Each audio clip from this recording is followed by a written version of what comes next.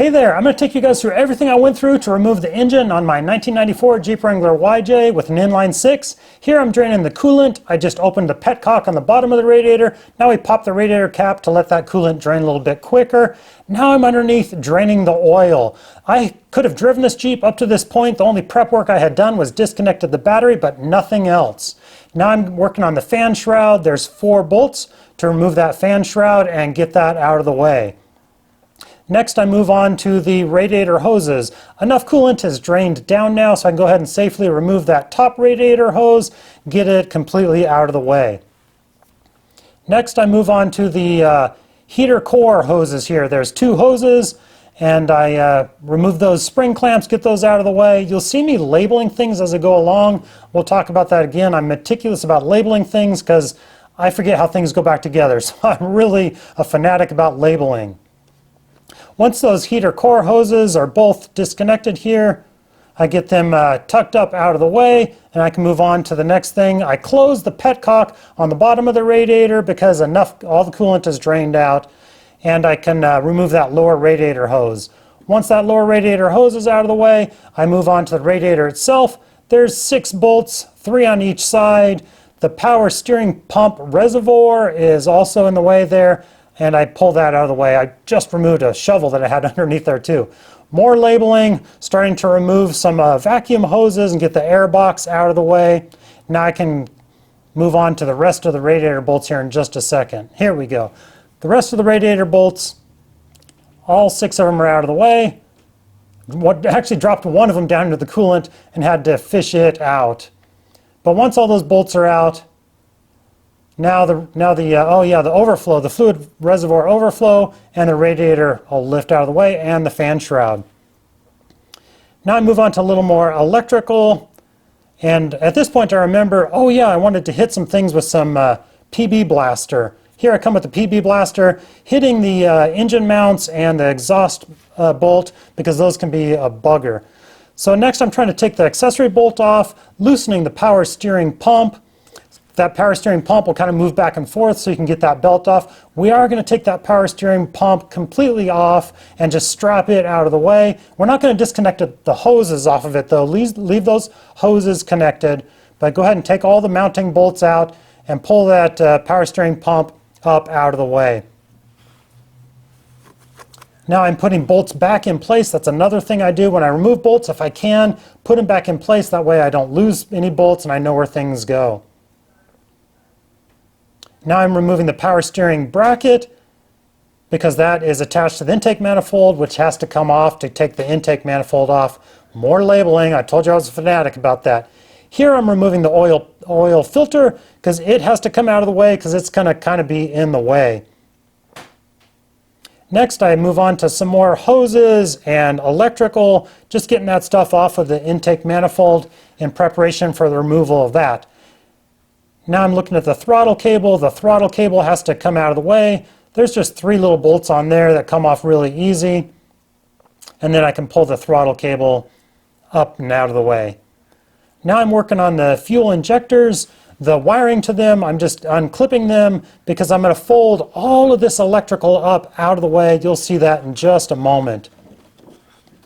I'm kind of hopping back and forth on each side of the engine just because I live stream this whole thing for my viewers, and just to keep it entertaining, we're kind of moving around a little bit.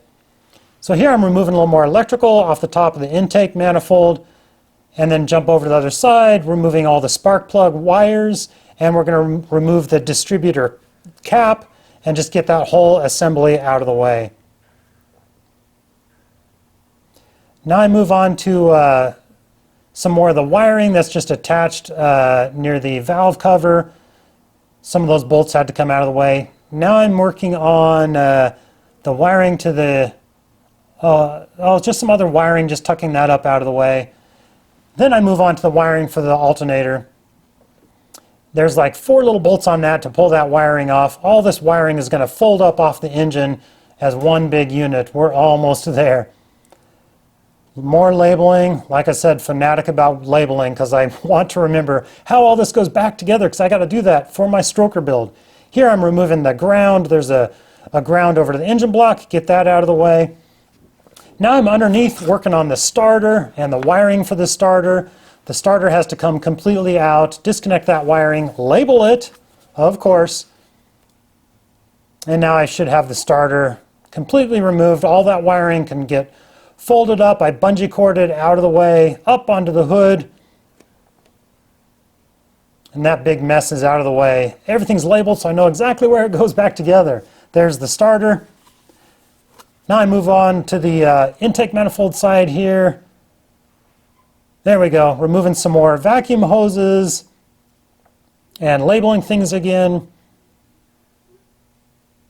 The brake booster hose there.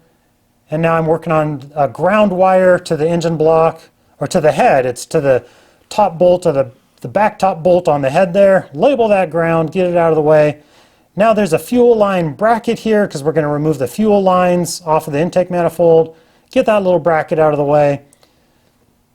Then I can hop over to those two fuel lines. These two fuel lines are different sizes. There's a bigger one and smaller one. I still label them, just I like to keep everything in order. Those fuel lines pop off pretty easy though. Just kind of push forward on them, push the plastic back and pull them right off. Now I can move on to the intake manifold. The intake manifold isn't too hard to remove. I think there's like 6 bolts, or maybe it's 7 across the top and 5 across the bottom. The bottom bolts are kind of blind. You have to use an extension. You can feel them under there. Here I'm using my egg carton organization method because I like to get all the bolts back in the spots that they're supposed to go into. At this point I duck underneath and I'm removing the exhaust, disconnecting the exhaust manifold from the exhaust pipe. And then pop back up and we can finish removing the bolts on the intake manifold. Keeping all those in that egg carton, just I have it marked front and back, top and bottom. Get all the bolts back, keep everything organized. I don't like to end up with a mess. The final bolts on the intake manifold, and the intake manifold pulls up and out of the way. Now the exhaust manifold, same thing. One last bolt and it comes up out of the way. Now I'm underneath removing the crankshaft position sensor. That's one last little wire I had to get out of the way.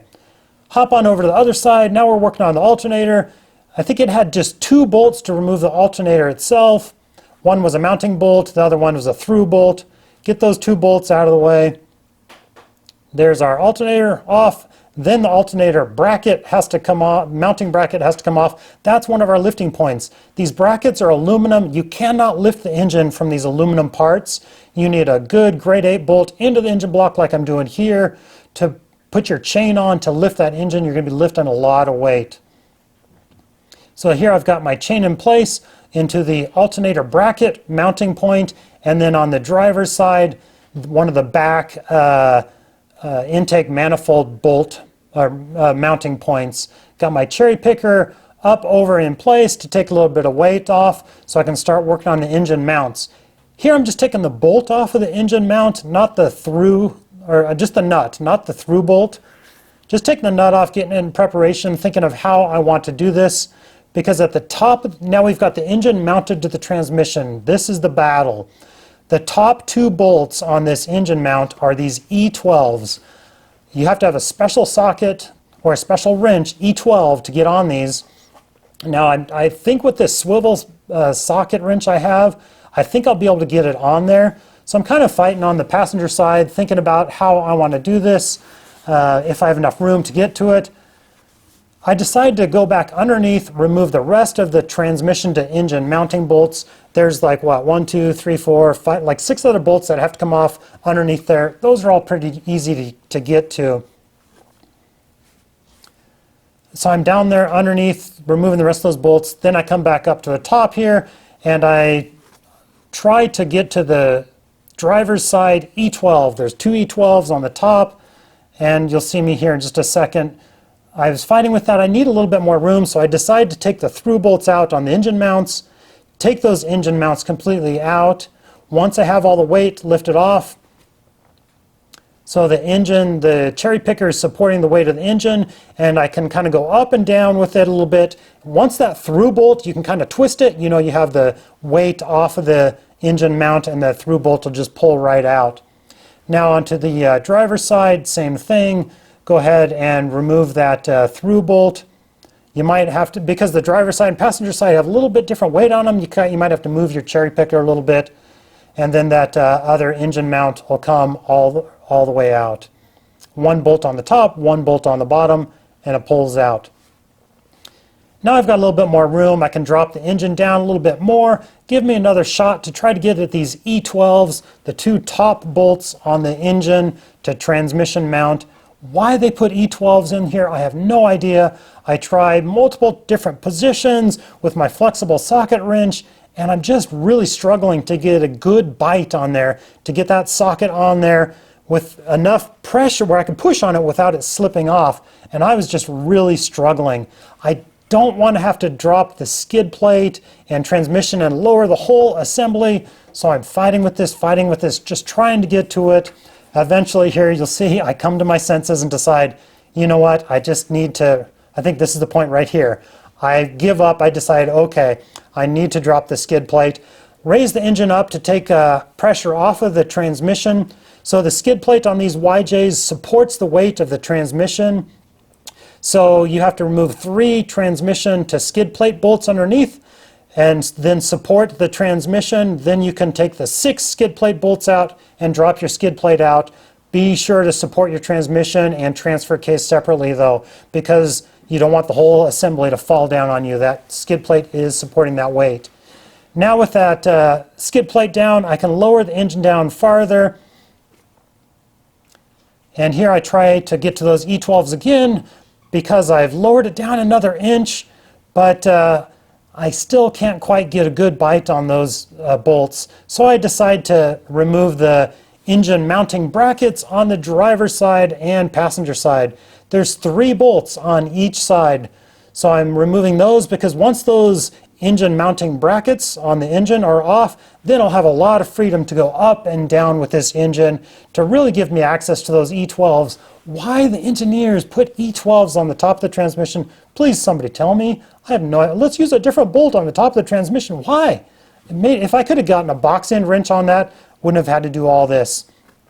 But I go ahead and remove the engine mounting brackets off the engine. Now you can see me, I can take that engine up and down as much as I want. So I have a jack stand back on the transmission as well, which is offering as a pivot point. Ultimately, I try again at the top to get those E12s, but I couldn't do it. So I go down underneath with my impact socket. You'll see me kind of fiddling around underneath there, and there I got it. Finally got that E12 bolt on the driver's side. Now I got to get the one on the passenger side. I got to pull the engine over a little bit to get that other E12 on the top. Lower the engine down a little bit more there. Looking at it, again, I go down underneath and I get it from underneath, actually from the driver's side again, up over the driver's side with my impact driver, because I couldn't get a socket wrench on it. Impact driver with an extension and that E12 socket, and I was able to buzz those out of there. I am not reusing those E12s.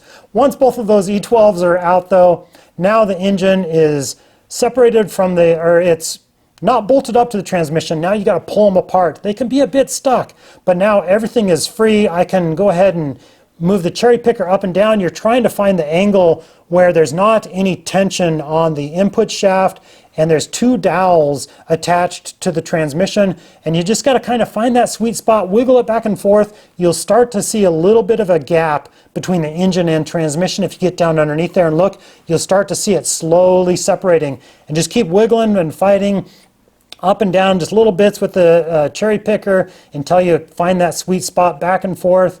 Trying not to get too many pry bars back there. You want to mark things up. You want good mating surfaces.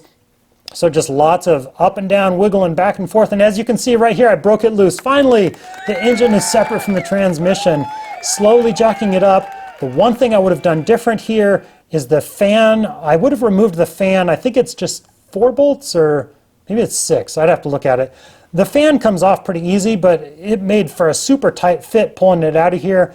I'm being real careful of the wiring, so doing it by yourself, you got to go back and forth, just checking over and over that your engine's not getting hung up on anything. But it's out. We did it by myself. Took me about 6 hours with filming.